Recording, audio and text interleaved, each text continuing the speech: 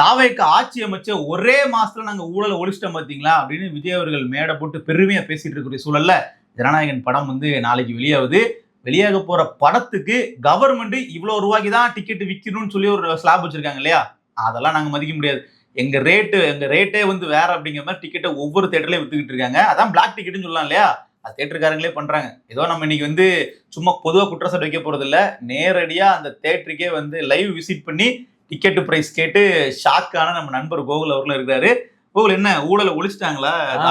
கிழிச்சிட்டாரு தளபதி. ஊழலை கிழிச்சு எரிஞ்சிட்டாரு.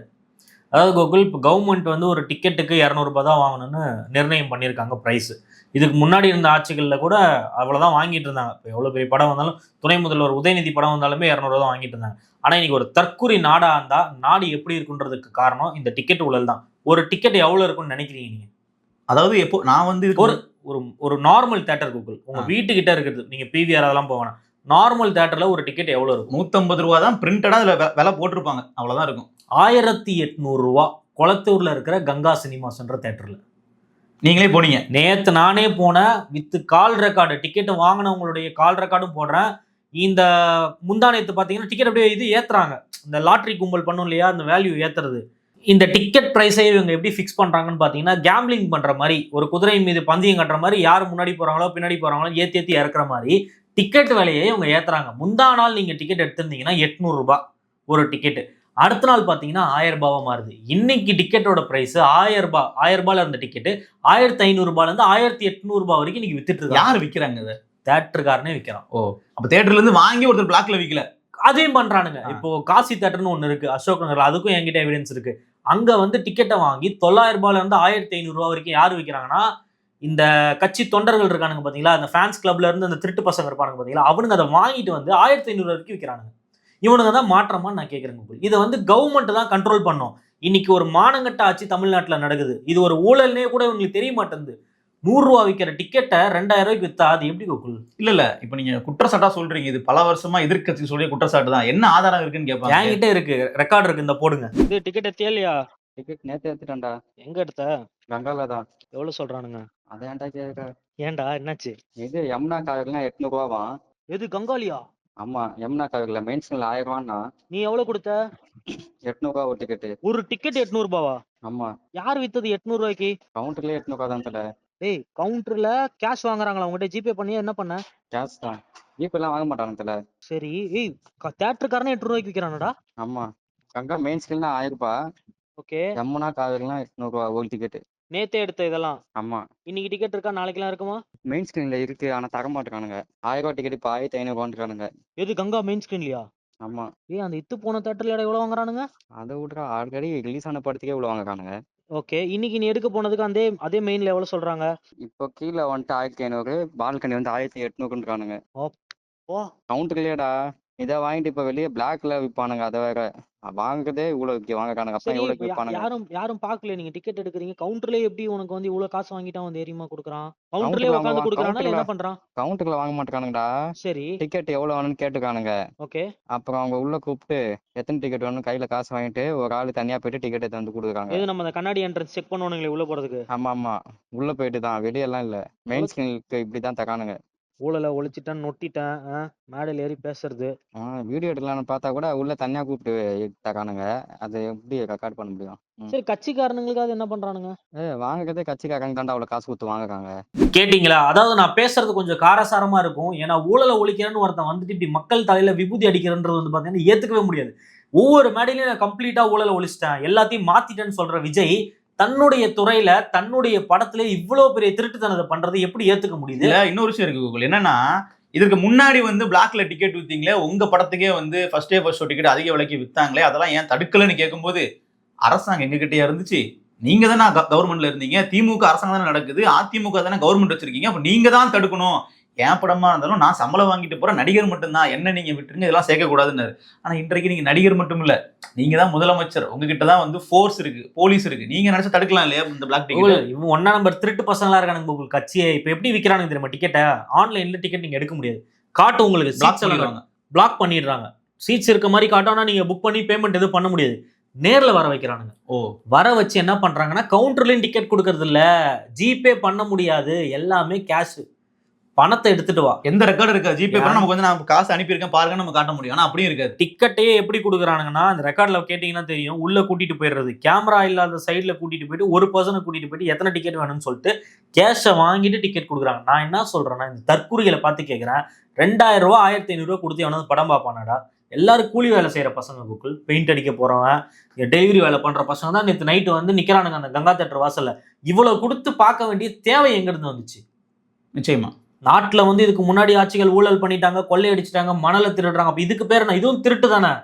10 மடங்கு எக்ஸ்ட்ரா விற்கிற 200 ரூபா விற்கக்கூடிய டிக்கெட்டை நீ 1500 1800 ரூபாய்க்கு வித்தா இது பேர் என்ன? இல்ல இதுல இன்னொரு விஷயமும் நமக்கு இருக்கு. இப்போ இந்த லாபம் இருக்கு இல்லையா, இப்போ 100 ரூபாய் டிக்கெட் 1000 ரூபாய்க்கு விற்கிறாங்க அப்படின்னா, இதை தேட்டர்ல இருந்து 150 ரூபாய்க்கு ஒருத்தர் வாங்கி அதை வந்து வெளியே 1000 ரூபாய்க்கு விற்கிறாருன்னா அது ஒரு தனிநபர் பண்ணக்கூடிய கிரைமா வந்து போயிடும். அதுல நேரடியா ப்ரொடியூசருக்கு எந்த பங்கும் இருக்காது. ஏன்னா அவங்களுக்கு நிர்ணயிக்கப்பட்ட விலையில் உள்ள லாபம் மட்டும் தான் கிடைக்குதுன்னு நம்ம வச்சுக்கலாம். ஆனா இதுல நீங்க சொல்றதை பார்த்தா தேட்டருக்காரரே இதை பண்றாருன்னா கண்டிப்பா டிஸ்ட்ரிபியூட்டருடைய ப்ரொடியூசருடைய அப்ரூவலும் பண்ண முடியாது. ஏன்னா எல்லா லாபத்திலயும் வந்து தேட்டருக்காரங்க எடுத்துட்டு போயிட்டாங்கன்னா மேல என்ன லாபம் இருக்கு? அப்பவும் ஒரு நெட்வொர்க்கா இருக்கும்னு நான் ஃபீல் பண்றேன். இப்ப நான் சொல்லக்கூடிய தேட்டர்ல அண்ணன் தம்பிங்க அவங்க, சரிங்களா, அதுல ஒரு நபர் வந்து தாவேக்கால கவுன்சிலர் சீட்டு கேட்டுட்டு இருக்காரு. புரியுதுங்களா? லிங்க் புரியுதா இவங்களுடைய ஊழல் எப்படி இருக்குன்னு? அதனால இதை கண்டுக்காம விட்டுருக்காங்க. இன்னொன்று ஃபேன்ஸ் கிளப்ல இருக்கவங்களுக்கு நான் கேட்குறேன், நீங்களாம் வந்து ஒரு கட்சியில் இருக்கீங்க, இன்னைக்கு மக்கள் கூட நீங்க நிக்கணும், பிரச்சனை நடந்ததுன்னா தட்டி கேட்கணும். நீங்க டிக்கெட்டை வாங்கி கேவலம் 500 ரூபாய் 1000 ரூபாய் எக்ஸ்ட்ரா வச்சு விற்கிறீங்களே, இதெல்லாம் எப்படி வந்து நாங்க ஏத்துக்க முடியும்? இல்ல அதான் இப்போ முதற் கோணல் முற்றிலும் கோணல்னு சொல்ற மாதிரி இவங்க ஆரம்பத்துல இருந்தே வந்து பாத்தீங்கன்னா ஃபேன்ஸ் கிளப்ல உள்ளவங்க இந்த விஷயத்த பண்ணிட்டு இருந்திருக்காங்க. திருட்டு பசங்க இல்லைன்னா ஒளிவு மறைவதுக்கு திருட்டு பையன் பிச்சை எடுக்கலாம் அதுக்கு. அப்ப திடீர்னு வந்து இவங்க அரசியலுக்கு வந்த உடனே வந்து பாத்தீங்கன்னா எங்களை மாதிரி புனிதமானவங்க யாருமே கிடையாது, இத்தனை நாளா நீங்க ஊழல் பண்ணிட்டு இருந்தீங்க, நாங்க தான் வந்து தூய அரசியல கொடுக்க போறோம், திமுக ஒரு தீய சக்தி, நாங்க தூய சக்தின்னு கிளைம் பண்ணிக்கிறாங்கன்னா அட்லீஸ்ட் கவர்மெண்ட் ஃபார்ம் பண்ணதுக்கு அப்புறமாச்சும் இந்த பிளாக் டிக்கெட்டை ஒழிச்சிருந்தாங்கன்னா கூட சரி, அதிகாரம் கைக்கு வந்து இவர்கள் மாறிட்டாங்க நம்ம ஏத்துட்டு இருந்திருக்கலாம். காவல்துறை நேற்று வராரு, பைக்ல வந்தாங்க 2 போலீஸ்.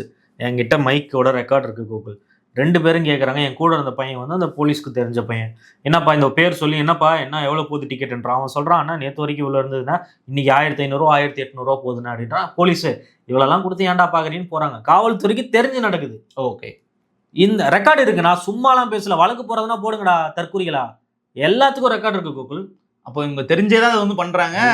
இப்போ சிஎம் விஜய் அவர்களுடைய நாலேஜ் இல்லாம நடக்கல, அவருக்கும் தெரியும்ன்றீங்க. தெரியாம எப்படி இருக்கும்? நீ நீ சொன்னாதான் உயிரை கொடுக்குறேன்றாங்களே, சொல்லு பிளாக்ல வாங்காதீங்கன்னு சொல்லு, அதுக்கு மேல வித்துருவானா? இல்ல நிச்சயமா. இன்னொன்னு இப்ப விஜய் அவருக்கு தான் கடைசி படமும் கூட. இதுக்கப்புறம் இந்த சினிமா வருமானத்தை நம்பி இருக்க வேண்டிய தேவை அவருக்கு இல்ல.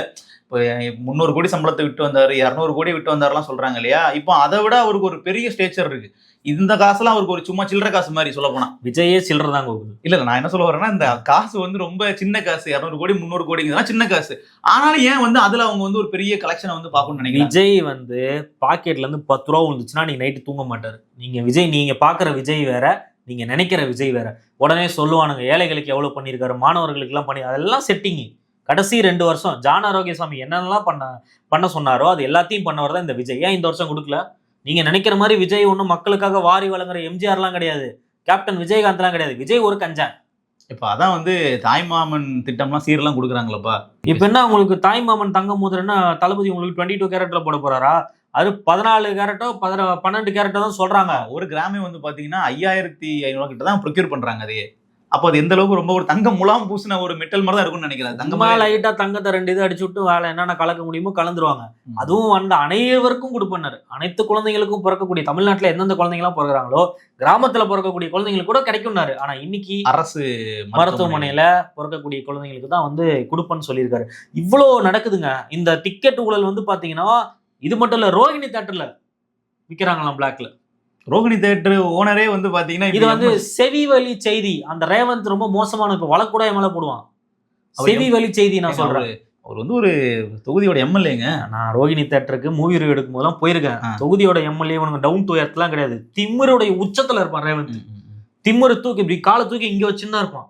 அந்த அளவுக்கு திமிரு பிடிச்ச ஒரு நபருக்கு தான் இந்த மக்கள் ஏமாந்து வாக்களிச்சிருக்காங்க. ரோஹிணி தியேட்டர்ல இப்ப பிளாக் டிக்கெட்டே வித்தது இல்லையா? எத்தனை படத்துக்கு வித்திருக்காரு. ரேவந்த் வந்து யோகி மாணவர் தானே, ஏன் விற்கிறாரு? நான் கேட்கறது சரிதான். அவங்க இதுக்கு முன்னாடி பண்ணதும் எல்லாம் புரிஞ்சுக்க முடியுது. அவங்களுக்கு இதான் ஒரே சோர்ஸ் ஆஃப் இன்கமா இருக்கும். இதை நம்பி தான் அவங்க வந்து பாத்தீங்கன்னா பிசினஸ் பண்ணிக்கிட்டு இருப்பாங்க. அப்போ இது முன்னாடி சட்ட முறைகேடா இருந்தாலும் அதை பண்ணாங்கன்னா ஒரு லாஜிக் இருக்கு. இன்னைக்கு கவர்மெண்டே அவங்க கிட்ட இருக்கு. அப்புறம் எதுக்கு இந்த காசையும் அவர்கள் வந்து விடக்கூடாதுன்னு நினைக்கிறாங்களா? இல்ல கலெக்ஷன் காட்டணும், நாள் கலெக்ஷன் வந்து இவ்வளவு காட்டணும், அப்பதான் நம்ம அண்ணனுக்கு இமேஜ் வந்து அடிவாங்காம இருக்குன்றதுக்காகவே தன்னுடைய ரசிகர்கள்கிட்ட இப்படி வசூல் பண்றாரான்னு தெரியல. கோகுல் இந்த படம் வந்து ஆல்ரெடி ஃபெயிலியர் ஆன படம். இது வந்து விட்டாகணும் சும்மா வீம்புக்கு விடுறானுங்க. இந்த படத்தோடைய ஃபர்ஸ்ட் நாள் வசூல் வந்து எவ்வளவு தெரியுமா சொல்லுவானுங்க? வேர்ல்டு வைடு 200 கோடி சொல்லுவானுங்க. கூலி படம் 163 சம்திங் சொல்றாங்க. அதுக்கு மேலதான் இவனு சொல்லுவானுங்க. அடிச்சு சொல்றேன் பாத்துக்கோ. அப்ப அது ஒரு இமேஜ் பாதுகாக்கிறதுக்காக தான் இந்த வசூல் பிம்பம்லாம். இப்போ ஒரு டார்கெட் வச்சிருவாரு இவர். இப்போ 200-250 கோடி கூட சொல்லுவானுங்க கோகுல் ஃபர்ஸ்ட் டே கலெக்ஷன். அதை வந்து ஃபிக்ஸ் பண்றானுங்க. இதுக்கு மேல எவனும் ஃபேக் கலெக்ஷன் சொல்ல முடியாது. இவனுக்கு கண்ட்ரோலுக்கு வந்துருச்சு எல்லாம். இதை உடைக்கிறது வந்து பல நூற்றாண்டாகுன்ற மாதிரி ஒரு கிரியேட் பண்ணுவானுங்க. சினிமா துறையில தளபதி தான் மாசுன்ற மாதிரி. 1000 கோடி அடிச்சாலும் ஆச்சரியப்படுறதுக்கு இல்லைன்னு சொல்றீங்களா? நீ போடுவானுங்க கோகுல். ஃபர்ஸ்ட் டேவே பாருங்க எத்தனை கோடி. ப்ரொடியூசர் இவங்க ஆளுதான். ப்ரொடியூசருக்கும் வந்து கவர்மெண்ட் பதவி எல்லாம் கொடுத்து வச்சிருக்காங்க. அப்ப நாளை பண்ண வந்து பாத்தீங்கன்னா ஐடி ரேடே வந்தா கூட ஆமாங்க வசூல் வந்து உண்மைதான் சொல்லி அவர் வந்து ஐடி கட்டுறது கூட தயங்க மாட்டாங்க. அந்த அளவுக்கு ஒரு க்ளோஸா தான் இருக்கிறாங்க. இவ்வளவு நடக்குது கோகுல். ஆனா இதை வந்து தற்கொலைங்க புரிஞ்சுக்க மாட்டானுங்களே. நம்ம எவ்வளவுதான் சொல்றது? டே ரசிகனா இருங்கடா, ரசிகனா மட்டும் இருக்காதீங்கடா அஜித்குமார் சொல்லியிருக்காரு. இதுல என்ன விஷயம்னா, இன்னைக்கு வந்து ஜந்தர் மந்தர்ல அப்படியே போராட்டம் வெடிக்குது, எல்லாம் பண்ணுது. அங்க உள்ளவங்க பாத்தீங்கன்னா விஜய் தளபதி எங்களுக்கு வந்து அடுத்த பிஎம் நீங்க தான் அப்படிங்கிற அளவுக்கு அவங்க ஃபயர். தளபதி இல்ல டல்லப்பட்டி. தளபதின்ற வார்த்தை கூட வராது. ஆனா எப்போ தளபதியோட பேர் வந்து ஜோசப் விஜய்னு முழுசா தெரியுதோ அன்னைக்கு என்ன ஆக போறாங்கன்னு தெரியல நமக்கு. சோசப்பா என்னால சொல்றீங்க? தளபதின்னு தானே சொன்னீங்க. என்னப்பா ஜோசப்பா ஏசப்பான்னு சொல்றீங்க, எங்கப்பா இருக்காருங்கிற மாதிரி கேட்பாங்கன்னு நினைக்கிறேன். அங்க ஏதோ தளபதி விஜய் அவர்கள் வந்து என்னென்னமோ பண்ற மாதிரி சொல்லிட்டு இருக்காங்க. ஹாஸ்பிட்டல்ல வந்து அந்த ஸ்கீம் கொண்டு வந்துட்டாங்க. அவரு ஆட்சியில வந்து தமிழ்நாடே வேற மாதிரி மாறிச்சுன்ற மாதிரி நினைச்சிட்டு இருக்காங்க. ஸோ அந்த நார்த் இந்தியன்ஸ்க்குலாம் இங்க இருக்க நிலைமை ஏன் புரிய மாட்டேங்குது நமக்கு தெரியல. அவங்களும் சோசியல் மீடியா யூஸ் பண்றாங்க. கமெண்ட்ல வந்து நம்ம ஆளுங்க போய் ஃபேக்குன்னு எழுதுறாங்க. அதெல்லாம் படிக்க தெரியுமான்னு தெரியல அவங்களுக்கு. முதல்ல தெரியாது. இங்க இருந்து ஒரு 500 ரூபா கொடுக்குறானுங்க. ஒரு மாஃபியா கும்பல் இருக்கு. இதை பரப்புங்க. ஹாஸ்பிட்டல்ல இறந்துட்டா ஃபீஸ் கட்ட தேவையில்லைன்றானுங்க. ஏதோ வாட்டர் பாட்டில் எடுத்து உள்ள விட்டா 10 ரூபா காசு வருதான். அதெல்லாம் எப்பயோ கொண்டு வந்தாங்க. 92, 91 கொண்டு வந்த திட்டம். ஜெயலலிதா, இவர் நம்ம ஐயா எடப்பாடி, இவங்கெல்லாம் அதெல்லாம் நிறைய விஷயம் பண்ணியிருக்காங்க. இன்னைக்கு வந்து இது புதுசா பண்ண மாதிரி சொல்றானுங்க. இந்த மாதிரி காலை உணவு திட்டத்தை வந்து எல்லாருக்குமே எல்லா மாணவர்களும் கொடுத்துட்டாராம் விஜய். அது ஒரு ஃபேக் நியூஸ். இந்த மாதிரி பரப்பி அடுத்தது என்னன்னா, இப்ப தளபதி வந்து இங்க தமிழ்நாட்டுல எல்லாம் பண்ணி கிழிச்சிட்டாரு. அடுத்தது பிஎம் ஆக போறாரு. இந்தியா காப்பாற்ற. ஆமா 29 பிஎம் எல்லாம் பேசிக்கிட்டு. ஆமா இப்ப தமிழ்நாட்டை காப்பாத்தி தமிழ்நாட்டை அப்படியே இந்தியாவிலே டாப் 1 மாநிலமா மாத்திட்டாரு 2 மாசத்துல. ஆமா 2 மாசத்துல எல்லாத்தையும் முடிச்சுட்டு தமிழ்நாட்டுடைய கடன் அடைக்கிறதுக்கு இப்ப பேசிட்டு இருக்காரு. கட்சி நிதியில இருந்து எடுத்து பண்ணலாமா, இல்ல நம்மளே கை காசு போட்டு நம்மளே கை காசு 10 ரூபா கொடுக்க மாட்டாரு உங்க அண்ணன். நான் சொல்றேன் ஒரு 100 ரூபா வாங்கிட்டு வா பார்க்கலாம் விஜய் கிட்ட இருந்து. எனக்கு தெரியும் கோகுல். இல்ல அது உண்மை. எனக்கு தெரிஞ்சு மாநாட்டுக்கோ கட்சி செலவுக்கோ கூட விஜய் அவர்கள் செலவு பண்ணதா எந்த இடத்துலயுமே வந்து பதிவே இல்லை. அதை ஒருத்தின அவர்கள் பண்ணதா சொல்றாங்க. தகவலே வந்து பாத்தீங்கன்னா மற்ற நபர்கள் பின்னாடி இருந்து பண்ணாதான் இருக்கே தவிர, இல்ல அந்தந்த பொறுப்பாளர்கள் தொகுதி பொறுப்பாளர்கள் வந்து பண்ணாதான் இருக்கே தவிர, தலைமையில இருந்து ஒரு நிதி போனதாவோ விஜய் அவர்கள் வந்து காசு கொடுத்ததாவோ கணக்கிலே காட்டல. இப்ப அவங்க கணக்கு கூட காட்டுவாங்க இல்லையா? இப்ப அவங்க ஐடி ஃபைல் பண்ணும்போது அதுல கூட அபிஷியல்ல கூட வந்து பாத்தீங்கன்னா கட்சி செலவுக்காக மாநாடுகளோ செலவு பண்ணாருங்கிற மாதிரிலாம் எதுவுமே இல்லை. காட்ட மாட்டாங்க கூகுள். நான் ஃபைனலா என்ன சொல்லிக்க விரும்புறேன்னா, இப்போ இந்த தேட்டர்ல லோக்கல் தேட்டர் கங்கா தேட்டர்ல விற்கிறாங்க, காசியில வந்து ஒட்டுக்கா ஃபேன்ஸ் கிளப்ல வாங்கிட்டு போய் விற்கிறாங்க அப்படி இப்படிலாம் சொல்றாங்க. ஒரு எம்எல்ஏவுடைய தேட்டர், ஒரு ரேவந்த் எம்எல்ஏவுடைய தேட்டர்ல, ரோஹிணி தேட்டர்ல இப்படி விற்கிறாங்கன்னா, வாங்கி விற்கிறாங்கன்னா, அதை கூட கண்ட்ரோல் பண்ண முடியலன்னா அது வந்து நேரடி ஊழல். ஒரு எம்எல்ஏ பண்றாருன்னா அது நேரடியான ஊழல் இல்லையா? எம்எல்ஏ பண்ணிட்டாருன்னு கூட சொல்ல, உங்ககிட்ட இருந்து பல்கா வாங்கிட்டு போய் விற்கிறாள், அதை உன்னால பிடிக்க முடியாதா? குடு கரெக்டா பண்ணி கூடியது சரி பண்ண முடியாதா? நிச்சயமா. ஒரு டிக்கெட் தும்மா துண்டு இதை கூட உன்னால சரி பண்ண முடியலன்னா என்னது? ரோஹிணி தேட்டர்ல காலங்காலமா விற்குது கோகுல். இப்ப இல்ல, யாரு இப்ப ரஜினி படம் வந்தாலும் விற்பானுங்க, அஜித் படம் இல்ல. அதுதான் அவங்க இதுக்கு முன்னாடி சினிமால மட்டும் இருக்கும்போது நம்ம இந்த கேள்வி கேட்க வேண்டிய தேவை வந்திருக்காது. சொல்லப்போனா ஃபர்ஸ்ட் ஷோ பார்க்கணுங்கிற ஆர்வத்துல நம்மளே கூட அதிகமான காசு டிக்கெட் வாங்கி பார்த்திருப்போம்.